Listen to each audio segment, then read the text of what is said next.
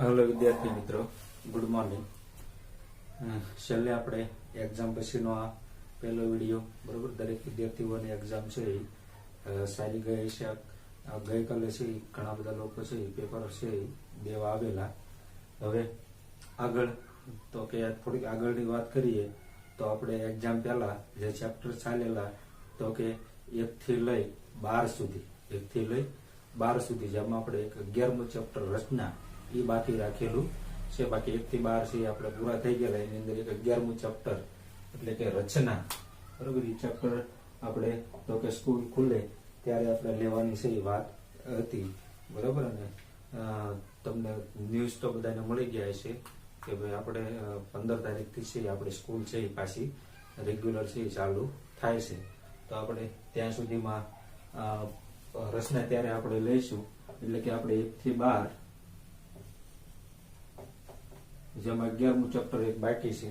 ત્યારબાદ તો કે 13મું ચેપ્ટર આપણે એક બાકી છે. 14મા ચેપ્ટરમાં લગભગ છેલ્લો એક સ્વાધ્યાય બાકી છે બરોબર. એ સ્વાધ્યાયની અંદર તમે જોશો તો આપણે સિલેબસ મુજબ જોઈએ તો એ સ્વાધ્યાયનો લગભગ અમુક દાખલા બાકી છે. ત્યારબાદ તો કે 15મું પ્રકરણ એ પણ આપણે પૂરું થઈ ગયું. એટલે આપણે 11મું અને 13મું અને 14માના અમુક પ્રશ્ન છે એ આપણે બાકી છે. તો અત્યારે આપણે 13મું ચેપ્ટર લઈએ, પુષ્ઠફળ અને ઘનફળ. પુષ્ઠફળ અને ઘનફળ.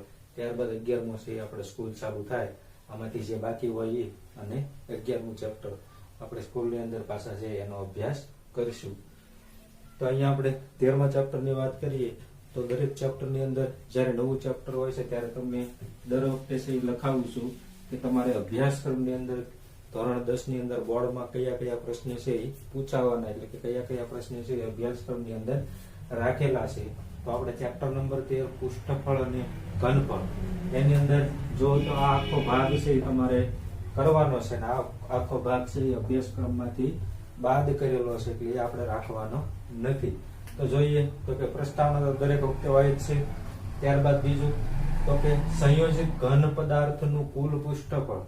સંયોજિત ઘન પદાર્થનું કુલ પુષ્ઠફળ અને એના ઉપરથી ઉદાહરણ છે 1 થી 4 અને સ્વાધ્યાય તો 13.1. આ બંને આના ઉપરથી છે સંયોજિત ઘન પદાર્થનું કુલ પુષ્ઠફળ. એના ઉપરથી તો કે ઉદાહરણ 1 થી 4 અને સ્વાધ્યાય 13.1. 13.1 આખું કરવાનું છે.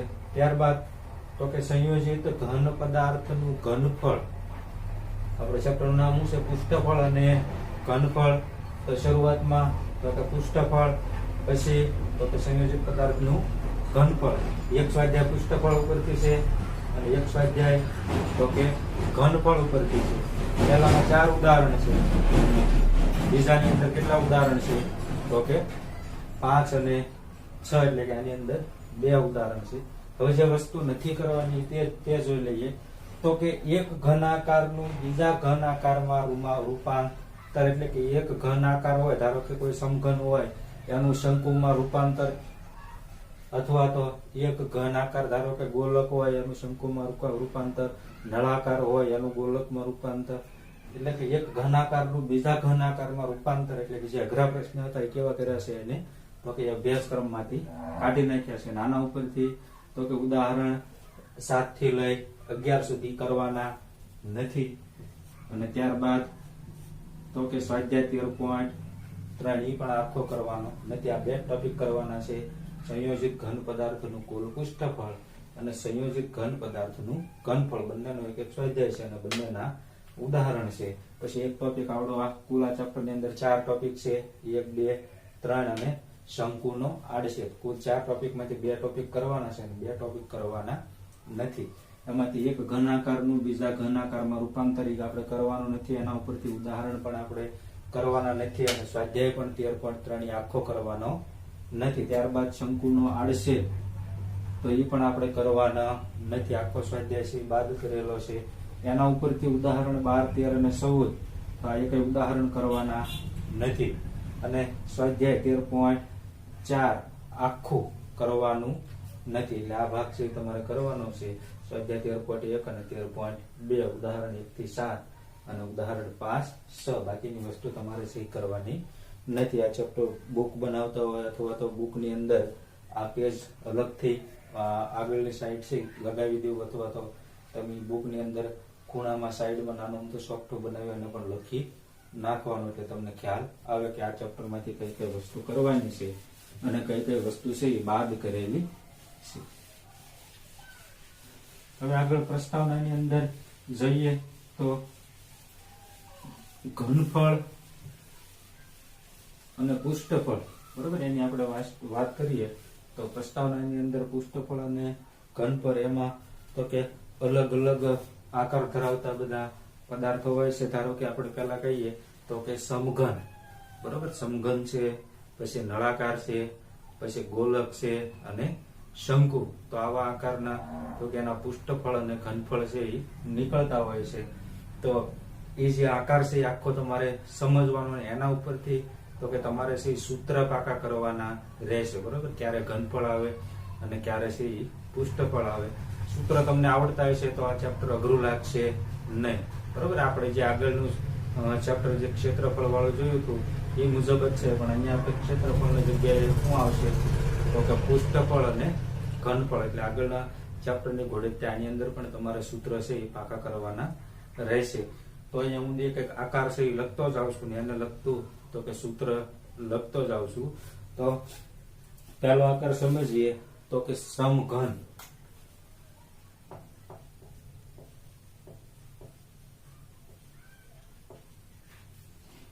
સમઘન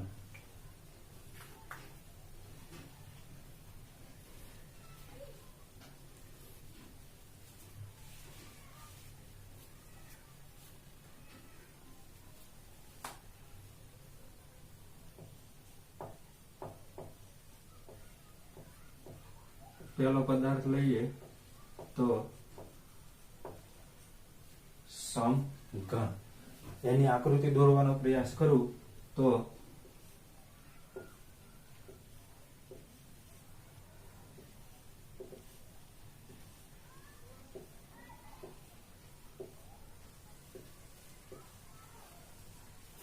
તમને ખ્યાલ આવી ગયો છે કે સમઘન ની અંદર કુલ બાજુઓ કેટલી હોય છે તો કે 6, બરોબર. આ પદાર્થ અહીંયા તો કે આકૃતિ. હવે સમઘન આકાર તમે જોવો તો એની અંદર કુલ આપણને 6 બાજુ હોય છે, બરોબર. આ 6 બાજુમાં ખાસ યાદ રાખવાનું કે આ ઉપરની સાઈડ એ ખુલ્લી છે કે બંધ, બરોબર. 5 બાજુ છે એ કમ્પલસરી બંધ જ હશે. શું હશે તો કે સમઘન ની અંદર 5 બાજુ બંધ જ હશે. ઉપર એક બાજુ ખુલ્લી છે કે બંધ, એને આપણી ભાષામાં કહીએ તો ઢાંકણું, બરોબર. આપણી ભાષામાં કહીએ તો હું તો કે ઢાંકણું. ઢાંકણું ખુલ્લું છે કે બંધ. ખુલ્લું હોય તોય અલગ સૂત્ર લાગુ પડશે અને બંધ હોય તો પણ છે એનું અલગ સૂત્ર છે એ લાગુ પડશે. હવે ખુલ્લું છે કે બંધ એટલે એને આપણે કહીશું તો કે પ્રકાર. શું કહીશું તો કે પ્રકાર. અને એનું પુષ્ઠફળ અથવા તો ઘનફળ, બરોબર. પુષ્ઠફળ અથવા તો ઘનફળ એટલે આપણે લખશું કે એનું પુષ્ઠફળ. આ ખાસ યાદ રાખવાનું છે એની અંદર આવે. હવે જો તો કે સમઘન. હવે સમઘન તો કે એની અંદર 2 પ્રકાર, કાં તો ખુલ્લો સમઘન અથવા તો બંધ સમઘન. 5 બાજુ છે એ કમ્પલસરી બંધ જ હશે. 5 બાજુ છે એ કેવી હશે બંધ. અને ઉપરની જે એક બાજુ છે એ આપણે એને આપણી ભાષામાં કહીએ તો ઢાંકણું. ઢાંકણું બંધ છે કે ખુલ્લું, બરોબર. એના ઉપરથી તમને 2 સૂત્ર મળશે. તો આપણે જોઈએ તો ખુલ્લો સમઘન પહેલા તો કે ખુલ્લો સમઘન અને બીજું તો કે બંધ સમઘન. આ બંનેના સૂત્ર છે એ અલગ અલગ તમારે યાદ રાખવાના. જો ખુલ્લો સમઘન હોય, ખુલ્લો સમઘન હોય તો કેટલી બાજુ બંધ તો કે 5 બાજુ. અને બંધ સમઘન હોય તો કેટલી બાજુ તો કે 6 બાજુ છે એ બંધ. તો એનું સૂત્ર તમારે યાદ રાખવાનું કે ખુલ્લા સમઘનનું સૂત્ર એટલે કે ખુલ્લા સમઘનનું પુષ્ઠફળ તમારે મેળવવું હોય, બરોબર. તમને આકૃતિની અંદર એક સમઘન આપેલો હોય અને બાજુઓનું માપ આપેલું હોય, પછી એમ કીધું કે આ સમઘન ખુલ્લો હોય તો તેનું પૃષ્ઠફળ મેળવો. તો તમારે સીધું યાદ રાખવાનું કે 5x નો સ્ક્વેર કૌંસમાં x એટલે હું તો કે બાજુ. x એટલે હું તો કે બાજુ. જો ખુલ્લો સમઘન હોય તો કેટલી બાજુ પેક? તો કે 5 બાજુ પેક એટલે 5x નો સ્ક્વેર. બરોબર, અહીંયા તમે કોઈ પણ સી વસ્તુ લઈ શકો. આપણે બાજુ માટે આપણે x લઈશું, અથવા તો તમે x ની જગ્યાએ બાજુનો વર્ગ એમ પણ લખી શકો. બંધ સમઘન હોય, બંધ સમઘન તો કેટલી બાજુ બંધ? તો કે 6 બાજુ બંધ. તો એનું પૃષ્ઠફળ તમારે મેળવવું હોય તો 6x નો સ્ક્વેર. x એટલે હું તો કે બાજુ. x એટલે હું તો કે બાજુ. રકમ તમને આપેલી હોય કે એક સમઘનની બાજુની લંબાઈ 4 સેમી હોય તેવા બંધ સમઘનનું પૃષ્ઠફળ મેળવો. તમને હું આપ્યું છે? બંધ સમઘનનું પૃષ્ઠફળ મેળવવાનું કીધું છે. તો તમારું સૂત્ર હું મૂકવાનું? 6x નો સ્ક્વેર. x ની જગ્યાએ કેટલા મૂકવાના? તો કે 4 સેમી એટલે x ની જગ્યાએ 4 મૂકો. 4 નો વર્ગ એટલે 16. 16 ગુણ્યા 6 કરો એટલે તમને 4 સેમી વાળા બંધ પૃષ્ઠફળ બંધ સમઘનનું પૃષ્ઠફળ છે એ મળે. અને ખુલ્લો કીધું હોય તો 5x નો સ્ક્વેર. તો આ થઈ આપણે વાત સમઘનની. હવે તો કે બીજો આકાર લઈએ.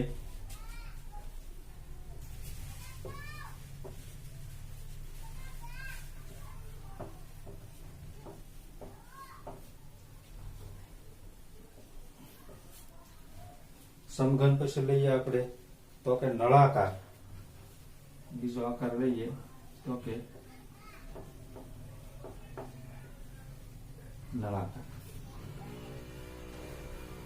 હું અહીંયા નળાકાર દોરું છું.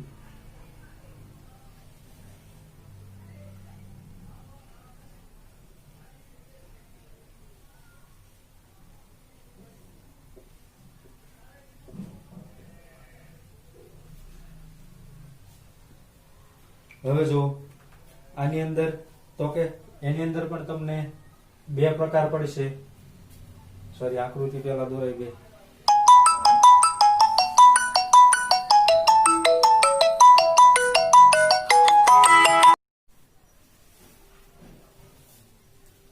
એના પછી આગળ નળાકાર માટે જોઈએ.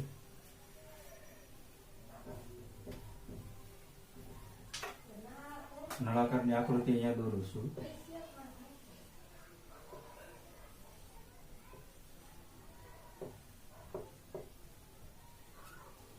નળાકારની અંદર પણ તો કે એક બાજુ છે એ કેવી હોય છે? તો કે બંધ. હવે ઉપરની બાજુ તો કે ખુલ્લી છે કે બંધ? એ આકૃતિ એટલે કે સાધન ઉપર છે એ આપણને ખબર પડે. ધારો કે કોઈ ઢોલ હોય તો ઢોલ છે એ કેવો પ્રકારનો છે? તો કે નળાકાર પ્રકારનો. એની બંને બાજુ કેવી હોય છે? તો કે બંધ હોય છે. બંને બાજુ કેવી હોય છે? તો કે બંધ હોય છે. એટલે બંને સાઈડ બંધ છે કે બંને સાઈડ એક સાઈડ ખુલ્લી, એના ઉપરથી આપણને સૂત્ર છે એ ખબર પડે. તો એમાં પણ હું અહીંયા લખું પ્રકારની અંદર તો કે ખુલ્લો નળાકાર,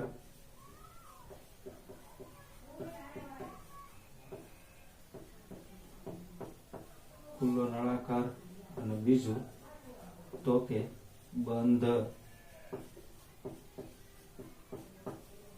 નળાકાર. ખુલ્લો નળાકાર અને બીજું તો કે બંધ નળાકાર.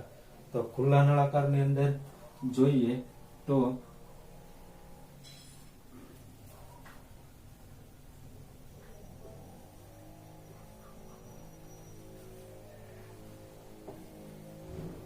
ખુલ્લા નળાકારનું સૂત્ર લખું 2πr/s. તમને રકમની અંદર કીધું હોય કે કોઈ ખુલ્લા નળાકાર અથવા એમ કીધું હોય કે એક ટાંકીની લંબાઈ, એની ત્રિજ્યા તો કે 5 સેમી, એની ઊંચાઈ તો કે 15 સેમી હોય તો તે ટાંકીનું પૃષ્ઠફળ શોધો. ટાંકી હોય તો તમને ખ્યાલ છે હેઠળનું તળિયું બંધ હોય, ઉપરનું કેવું હોય? તો કે ખુલ્લું હોય. ઢાંકણા વગરની ટાંકી. કેવી? ઢાંકણા વગરની ટાંકી. તો એના માટે આપણે ખુલ્લા નળાકારનું સૂત્ર વાપરવાનું. પછી ઢોલ કીધું હોય તો એના માટે બંધ નળાકારનું. એની બંને સાઈડ કેવી હોય છે? પેક.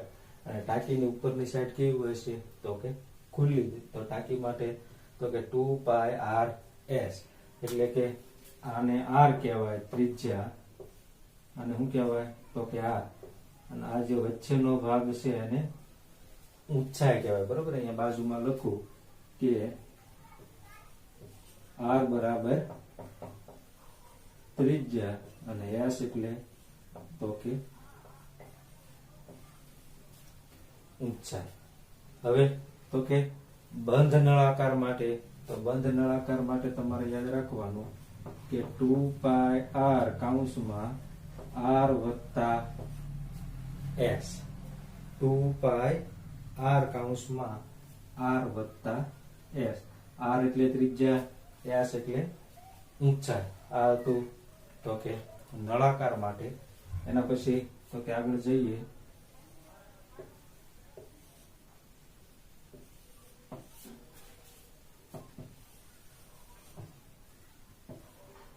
સૂત્ર છે, ખાસ તમારે યાદ રાખવાનું છે. આ સૂત્ર આનું છે: ખુલ્લો સમઘન, બંધ સમઘન, ખુલ્લો નળાકાર અને બંધ નળાકાર. બંધ નળાકારનું પૃષ્ઠફળ શોધવાનું કે તો 2πr કૌંસમાં r વત્તા s, ખુલ્લા નળાકારનું પૃષ્ઠફળ મેળવવાનું કે તો 2πr/s, બંધ સમઘનનું પૃષ્ઠફળ મેળવવાનું કે તો 6x², ખુલ્લા સમઘનનું પૃષ્ઠફળ મેળવવાનું કે તો 5x², જ્યાં x એટલે બાજુ. એના પછી તો કે ત્રીજું જોઈએ તો ગોલક. ત્રીજું આવશે તો કે ગોલક. એની આકૃતિ જોઈએ. ગોલક એટલે ગોળ, ગોલક એટલે તો કે ગોળ. આ બધી બાજુથી કેવો હોય છે તો કે ગોળાકારમાં છે એ હશે.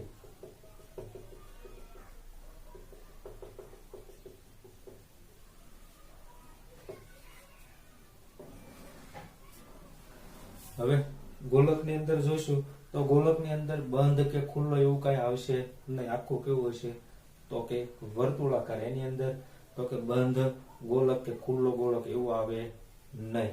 બરોબર, એટલે એના માટે આપણે સૂત્ર સીધું એનું પૃષ્ઠફળનું લખશું તો કે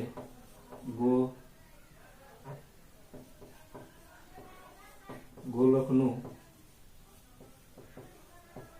પૃષ્ઠફળ, તો ગોલકનું આપણે પૃષ્ઠફળ સીધું લખશું તો કે 4πr², 4πr², જ્યાં r એટલે હું તો કે ત્રિજ્યા. બરોબર, ગોલકની ત્રિજ્યાને શું કહેવાય તો કે r એટલે કે ગોલકની ત્રિજ્યા, 4πr². તો આ ગોલક માટે છે તમારે યાદ રાખવાનું રહેશે.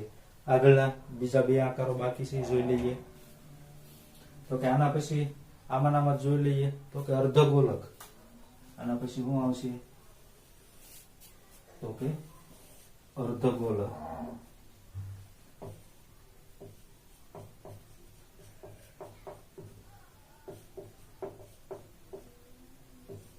ચાર નંબરનો અર્ધગોલક.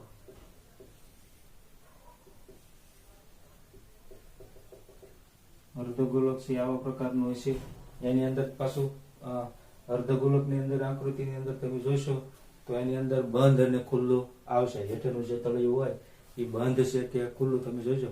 ટોપલો હોય કોઈ ટોપલી, તો એને તેમાં ટોપલી છે એક અર્ધગોલક આકારનું છે. એના ઉપરનું કેવું છે તો કે બંધ આકારનું, સોરી ખુલ્લા આકારનું હોય છે. ટોપલીનું ઉપરની બાજુ કેવી હોય છે તો કે ખુલ્લી, તો ખુલ્લો અર્ધગોલક થયો.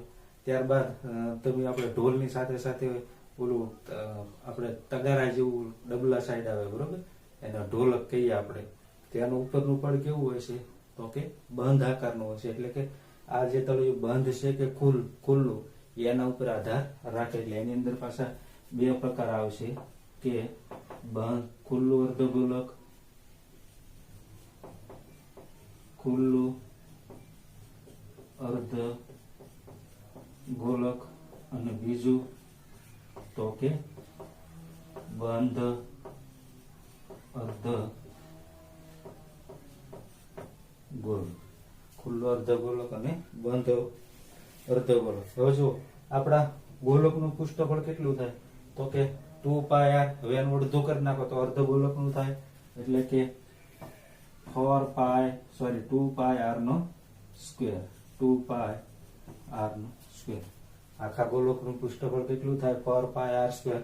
તો અડધા ગોલકનું ખુલ્લું હોય ત્યારે પૃષ્ઠફળ તો કે 2 પાય આર, અને હેઠળનું તળિયું ધારો કે બંધ હોય તો 2 પાય આર ની જગ્યાએ કેવું થઈ જાય? તો કે 3 પાય આર નો વર્ગ. ખાસ આ બેમાં સમાનતા છે કે ભાઈ ગોલક આખું ગોલક હોય તો એનું પૃષ્ઠફળ 4 પાય આર નો સ્ક્વેર, એમાંથી અડધું કાપી નાખો. અર્ધ ગોલક હોય તો 2 પાય આર નો સ્ક્વેર. એ અર્ધ ગોલક જો પાછું બંધ હોય, આખા ગોલકના અડધા કરો એટલે 2 પાય આર સ્ક્વેર. હવે પાછું નિશેરનું તળિયું બંધ કરો તો અહીંયા 2 હતા, એની જગ્યાએ કેટલા કરી નાખવાના? 3. બરોબર. એક આકાર હજી બાકી છે તો કે શંકુ આકાર.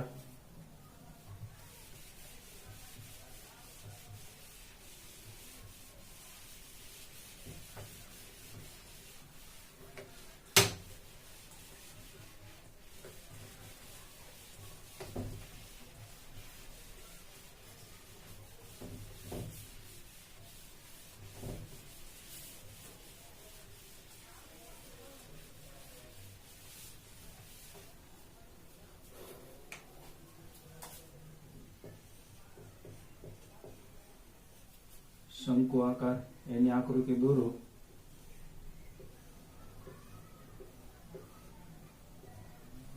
આપણે જોકર ની ટોપી આવે એ સાઈડ ની. બરોબર. આ શંકુ આકાર અહીંયા તો કે ત્રિજ્યા આર હોય, આવડિયા તો કે ઊંચાઈ એસ, અને આવડિયા તો કે તિર્યક ઊંચાઈ. કેવી? તિર્યક ઊંચાઈ એટલે કે ત્રાસી ઊંચાઈ. એને શું કહેવાય? તો કે એર. એની અંદર પણ ખુલ્લો શંકુ અને બંધ શંકુ આવશે પ્રકારની અંદર. પહેલું તો કે ખુલ્લો શંકુ, અને બીજું શું આવશે? તો કે બંધ શંકુ. તો ખુલ્લા શંકુનું ક્ષેત્રફળ લખીએ તો pi R L. Pi R L, જ્યાં આર બરાબર ત્રિજ્યા અને એલ એટલે કે આવડિયા જે ત્રાંસી ઊંચાઈ છે એ, એટલે એને શું કહેશું? તો કે તિર્યક ઊંચાઈ. તિર્યક ઊંચાઈ. એલ એટલે શું? તો કે તિર્યક ઊંચાઈ. તો બંધ શંકુ માટે લખીએ તો પાય આર કૌંસમાં આર વત્તા એલ. પાય આર કૌંસમાં આર વત્તા એલ. જો હેઠેથી શંકુ તો કે બંધ આકારનો હોય તો તમે સૂત્ર કયું લગાડીશો?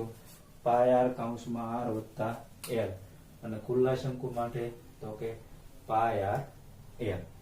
તો આપણે કુલ 6 પ્રકાર હતા. આ 6 પ્રકારના 5 પ્રકાર હતા. સૌપ્રથમ તો કે સમઘન જોયું, બરોબર, એનો આકાર જોયો, પછી એનો પ્રકાર ખુલ્લો કે બંધ, અને ત્યારબાદ તો કે સમઘન માટે આપણે સૂત્ર જોયું. ખુલ્લો હોય તો કે 5x નો સ્ક્વેર, અને બંધ હોય તો 6x નો સ્ક્વેર. એના પછી આપણે નળાકાર જોયો. તો નળાકારની અંદર તો કે ખુલ્લો નળાકાર અને બંધ નળાકાર. ખુલ્લો નળાકાર હોય તો એનું સૂત્ર શું થાય? તો ખુલ્લા નળાકારનું પૃષ્ઠફળ બરાબર 2 પાય આર એસ, અને બંધ નળાકાર હોય તો 2 પાય આર કૌંસમાં આર વત્તા એસ. એના પછી ત્રીજું આપણે જોયું તો કે ગોલક. તો ગોલકનું ઘનફળ તો કે 4 પાય આર નો સ્ક્વેર. 4 પાય આર નો સ્ક્વેર. એના પછી તો કે અર્ધ ગોલક આવ્યું હતું. તો અર્ધ ગોલક માટે ખુલ્લો અને બંધ. ગોલક માટે ખુલ્લો અને બંધ આવતું નથી. અર્ધ ગોલક માટે તો કે ખુલ્લા અર્ધ ગોલક માટે સૂત્ર તો કે આખા ગોલકનું શું હતું? 4 પાય આર નો સ્ક્વેર. તો અર્ધ ગોલક માટે 2 પાય આર નો સ્ક્વેર. હેઠળનું તળિયું બંધ હોય તો 3 પાય આર નો સ્ક્વેર. એના પછી તો કે છેલ્લું આપણે આવ્યું તો કે શંકુ. આ શંકુની આકૃતિ, આની ઊંચાઈ એસ, અને તિર્યક ઊંચાઈ એલ. એસ નો લગભગ આપણે આની અંદર ઉપયોગ આવતો નથી. જે ઉપયોગ આવે છે એ દાખલા એને કાઢી નાખેલા છે. હવે એમાં ખુલ્લો શંકુ અને બંધ શંકુ. ખુલ્લા શંકુ માટે પાય આર એલ એટલે પાય ગુણ્યા આર ગુણ્યા એલ, અને બંધ શંકુ માટે પાય આર કૌંસમાં આર વત્તા એલ. તો આપણે દરેક પ્રસ્તાવનાની અંદર આ જેટલા સૂત્ર હતા એના વિશે છે આપણે આખું એક ટેબલ બનાવવું. આખું ટેબલ દરેકે ફરજિયાત છે એ પાકું કરવાનું છે. આ છેલ્લી બે વસ્તુ તમારે કમ્પલસરી છે એ પાકી કરવાની રહેશે, તો જ તમને આગળના દાખલા આવડશે, નકર આવડશે નહીં. તો આજે અહીંયા સુધી રાખીએ. પુષ્ઠફળ અને ઘનફળમાં આવતા લેક્ચરની અંદર, આવતા વિડીયોની અંદર તો કે આ બધા સૂત્રને અનુરૂપ એને લગતા આપણે દાખલા છે ગણવાની કોશિશ કરશું. પણ દરેકે ખાસ સૂત્ર પાકા કરીને આવવાનું છે, બરોબર. સૂત્ર પાકા હશે તો તમે સૂત્ર દાખલા છે સહેલાઈથી સમજી શકશો. તો આવતા લેક્ચરની અંદર આપણે સ્વાધ્યાય 13.1 થી પછી શરૂઆત કરશું. થેન્ક યુ વિદ્યાર્થી મિત્રો.